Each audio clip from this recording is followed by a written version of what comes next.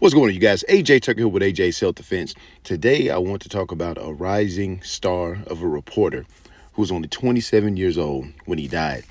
He was out in New Orleans to cover the Super Bowl for the third year in a row, coming out of Kansas City going for the three-peat, third year in a row, man. Young star. Everybody who talks about him says he's a good dude.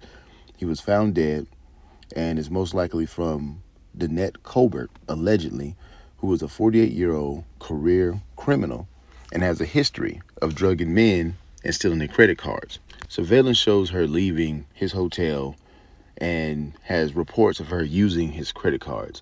Now, this is, of course, on the bottom, I got to put a disclaimer on there. All persons are presumed innocent until proven guilty, but it's most likely, she was using his credit cards. And so, she's being charged for fraud and all that stuff. The other stuff comes later.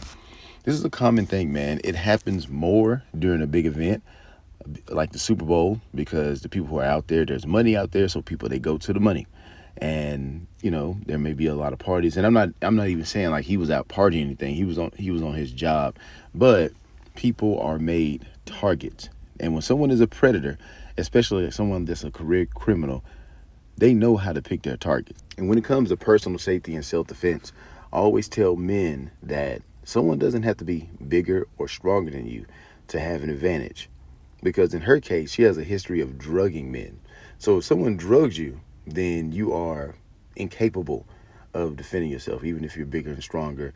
And I don't know the exact situation on how she, got the drink to him. You know what I'm saying? Like she could have just came by and just said, like, hey, here's a drink. Hey, let's celebrate or whatever. I'm not even saying they were doing anything of the like, but somehow she most likely drugged him, knew he was drugged and went in there. And the thing is, she could have drugged him, and sometimes this stuff goes sideways. Maybe it had like some fentanyl in it or something. I don't know, but maybe it just, and sometimes these people, they have men with them, to help commit the robbery. So I do not know the details of what or how he died. They're doing all the, toxicology and all that to see what was in his system. I don't think there's anything in his system, but she is definitely one of the main suspects.